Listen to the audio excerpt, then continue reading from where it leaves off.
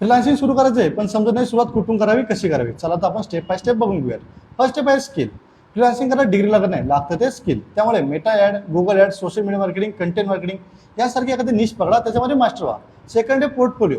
Portfolio तयार करण्यासाठी सध्या फ्रीमध्ये किंवा कमी बजेटमध्ये कामं घ्या व ती कामे कम्प्लीट करा. हेच वर्क तुम्हाला नेक्स्ट क्लायंट दाखवायला हेल्प होईल.